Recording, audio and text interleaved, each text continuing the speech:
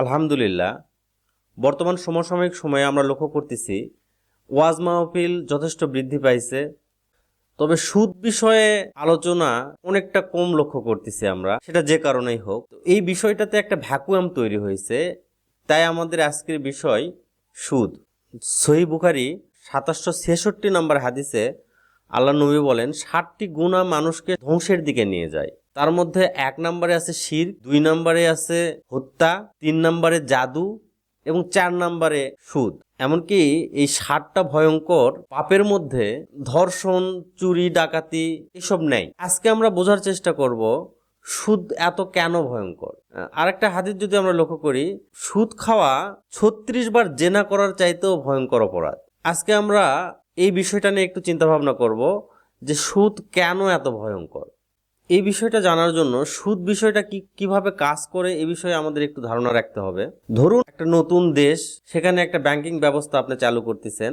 আপনি একটা কেন্দ্রীয় ব্যাংক খুললেন, সেই ব্যাংকে ৩,০০০ টাকার নোট ছাপালেন। এই ৩,০০০ টাকার নোট আপনার কেন্দ্রীয় ব্যাংক কি করবে, আরো এবিসি ৩টা ব্যাংকের ব্যাংক মনে করেন, সেই 3টা ব্যাংকে এই ৩,০০০ টাকা একটা নির্দিষ্ট পার্সেন্ট সুদে এই 3টা ব্যাংকে ৩,০০০ টাকা কেন্দ্রীয় ব্যাংক দিয়ে দিবে, 10% সুদ। এবং ওই 3টা ব্যাংক আরো বেশি সুদে ব্যবসায়ীদের কাছে টাকা দিয়ে দিবেন এবং এভাবে অর্থনীতিতে টাকা চলে আসবে। এভাবে আমাদের ব্যাংকিং সিস্টেম কাজ করে। এখন এই সিস্টেমটার প্রবলেমটা কি, আপনি যখন ৩,০০০ টাকা ছাপালেন, 3টা ব্যাংককে দিলেন 10% সুদে, 1 বছর শেষে কেন্দ্রীয় ব্যাংক ওই 3টা ব্যাংক থেকে টাকা পাবে হলো ৩,৩০০ টাকা। এখানে মজার বিষয় হলো, আপনি টাকা ছাপাইছেন ৩,০০০, আপনি এখন ব্যাংকগুলোর কাছ থেকে চাচ্ছেন হলো ৩৩০০ টাকা।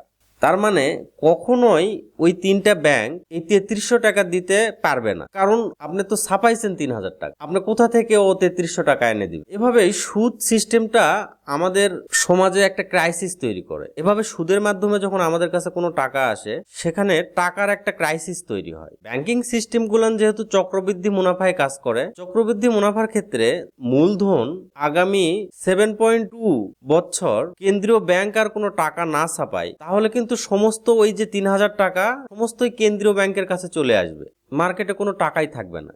এখন চিন্তা করুন, কেন্দ্রীয় ব্যাংকের কিন্তু এটা দরকার ছিল না যে সুদের মাধ্যমে অন্যান্য ব্যাংকে টাকা দেওয়া। একটা ১,০০০ টাকার নোট তৈরি করতে তো কেন্দ্রীয় ব্যাংকের ১,০০০ টাকা লাগে না, অথবা ১০০ টাকার একটা নোট তৈরি করতে কেন্দ্রীয় ব্যাংকের ১০০ টাকা খরচ হয় না।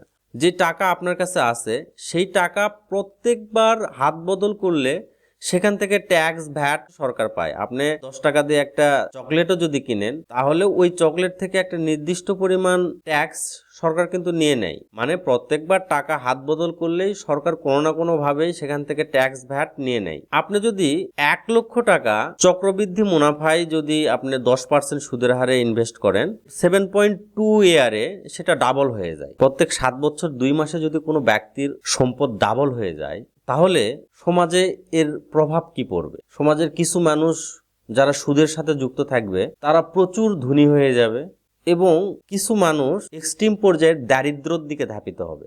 বর্তমান সময়ের আমাদের দেশ সহ গোটা পৃথিবীর একটা সবচাইতে বড় প্রবলেম হলো ধনী দরিদ্রের মধ্যে সম্পদের ব্যবধান। ব্রিটেনের অক্সফাম চ্যারিটি কয়েক বছর আগে একটা গবেষণা চালান এবং তারা লক্ষ্য করেন বর্তমান পৃথিবীতে 1% মানুষের সম্পদ বাকি 99% মানুষের সম্পদের সমান। এই বাস্তবতায় আমরা যতই ধনী দরিদ্রের সম্পদের ব্যবধানের সমস্যা নিয়ে আলোচনা করি, সুদভিত্তিক ব্যবস্থা যতদিন আমাদের সমাজে থাকবে, এই সমস্যার কোনো সমাধান নেই। এই সিস্টেমের ফলে সমাজের এক শ্রেণীর মানুষ এক্সট্রিম পর্যায়ের বড়লোক হতে থাকবে, এক্সট্রিম পর্যায়ের সম্পদের মালিক হবে, এবং আরেক শ্রেণীর মানুষ দরিদ্র হতে থাকবে। বিষয়টা এরকম না যে এই প্রবলেমটা শুধু আমাদের দেশের, এটা একটা ওয়ার্ল্ড ওয়াইড প্রবলেম। 2024 সালে আমেরিকায় একটা গবেষণায় দেখে গেছে 7,70,000-এর বেশি মানুষ আমেরিকায় গৃহহীন। তাহলে চিন্তা করুন, আমেরিকার মতো একটা সমৃদ্ধশালী দেশে প্রায় 8 লক্ষর মতো মানুষ কি করে গৃহহীন হতে পারে? এর প্রধান কারণ হলো সুদ। এই 7 লক্ষ মানুষের মধ্যে অনেকেরই হয়তো একসময় বাড়ি ছিল, তারা হয়তো কোনো ব্যাংক থেকে লোন নিয়ে একটা বাড়ি কিনছিল। কোনো কারণে যখন তারা চাকরি হারাইছে, ব্যবসায় লস করছে, ব্যাংকের ঋণ শোধ করতে পারে নাই, তখন ব্যাংক তাদের বাড়িঘর বাজেয়াপ্ত করছে। এভাবেই কিন্তু তারা গৃহহীন হয়েছে। সুদের প্রভাব সামগ্রিকভাবে একটা ব্যক্তির চরিত্রের উপরও পড়ে। একটা মানুষ যখন অর্থনৈতিকভাবে ক্রাইসিসে থাকবে, সেই মানুষটার জন্য চুরি ডাকাতি সামাজিক যে কোনো বিশৃঙ্খলতা তৈরি অনেক সহজ হয়ে যায়। প্রত্যেক মানুষের মধ্যে আল্লাহ মনুষ্যত্ব দিছে। একটা চোর, একটা ডাকাত, একটা ছিনতাইকারী, একটা নারী যে তার শরীর বিক্রি করে, তারা সবাই জানে এই কাজগুলো ভালো না, কিন্তু বেশিরভাগ ক্ষেত্রেই তারা বাধ্য হয়ে এসব কাজ করেন অর্থনৈতিক কারণে। এখন যদি আমরা দেখি সমসাময়িক সময়ে যে বাংলাদেশের আইন শৃঙ্খলতা পরিস্থিতির যে অবনতি, চুরি ডাকাতি বৃদ্ধি পাইছে, ছিনতাই বৃদ্ধি পাইছে, এর কারণ কি? কারণ প্রচুর পরিমাণ মানুষ বেকার হয়ে গেছে, তাদের চাকরি হারাইছে, তাদের ফ্যামিলি চালানোর জন্য তারা রাস্তায় নামতে বাধ্য হয়েছে। এমন একটা পৃথিবীর কথা চিন্তা করুন তো, যে পৃথিবীতে কোনো দরিদ্র মানুষ থাকবে না, কোনো মানুষের অভাব থাকবে না, কোনো মানুষ ঋণগ্রস্ত থাকবে না, সমাজে সামাজিক অপরাধগুলো থাকবে না, চুরি থাকবে না, ডাকাতি থাকবে না। এমন পৃথিবী কি তৈরি করা সম্ভব? উত্তর হইল হ্যাঁ, সম্ভব। এবং আমাদের পৃথিবীতে এর একটা বাস্তব উদাহরণ ছিল।